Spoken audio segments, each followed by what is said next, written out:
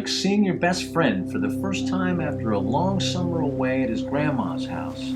When the weary travelers saw Lifelight waiting for them, they all rushed down the sandy hill and met him in a beautiful collision of hugs and crying and laughing and sighing. What a relief it was to see Lifelight and to know that the long journey out of Shadowvalley was finally over. Lenny and Gwen hugged and kissed each other, and Phil hugged them both together, and with a big smile said, "Can you believe it? We made it!"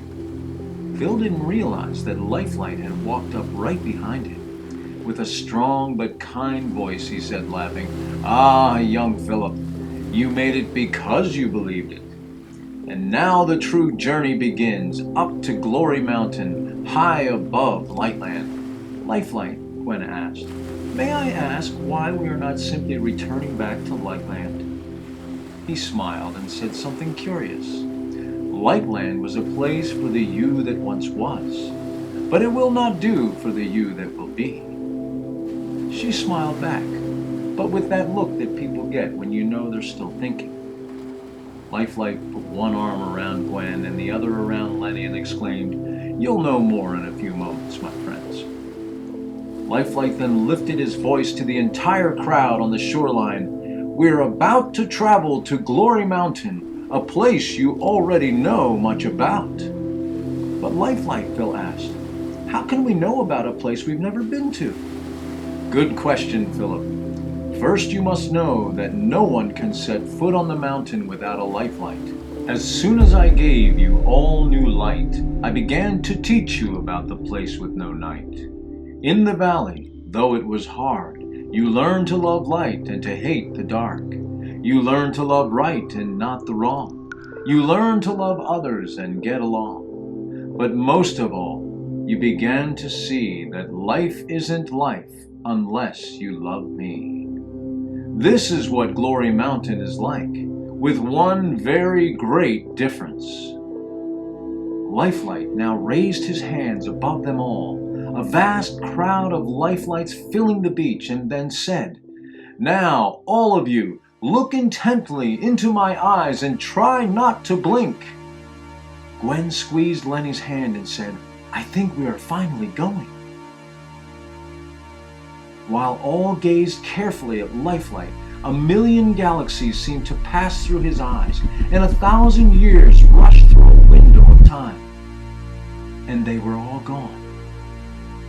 Through the gates of a towering city, they were welcomed like conquerors returning from a great battle. Thousands of mighty angelic princes stood alongside noble shining warriors, all hailing Lifelight and his followers as they streamed in on the Crystal Highway. Lenny pinched himself to see if it was all really real and not just a dream. He felt the pinch, but he didn't feel any pain. He gazed over at Gwen, and she was radiant. He had always thought she was pretty, but now her beauty glowed from her inside out, like a picture drawn with kindness or a painting made of love. As Phil marched along in the joyful parade, he looked down at his sneakers and smiled. As he looked up, just ahead, waving and jumping and yelling his name, were his parents and 2 sisters. He ran to them as fast as magic sneakers can go and hugged them like he would never let go. "Mom, Dad, Shannon, Rachel, how did you get here?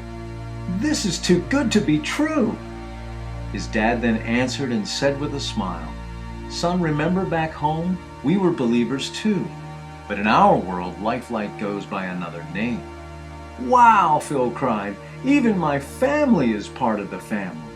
Then Phil ran up behind Lifelight himself, whose life now filled the entire mountain with light. "Dear Lifelight, may I ask you something?" Lifelight then looked at him and said with a smile, "Philip, you know that I love your questions. What do you wonder?" "Remember on the beach, before your eye twinkled, you told us that we had already learned many things about Glory Mountain, but that there would be one great difference. What is that one great difference that you were talking about?" "Let me put it to you this way. Walking with me in the valley was sometimes easy, but often hard. 'cause part of you was whiteness, and the other part still dark. Here the Philip that had any gray has forever gone away. So being holy is not a test, but comes as easy as taking a breath. On Glory Mountain you can never die.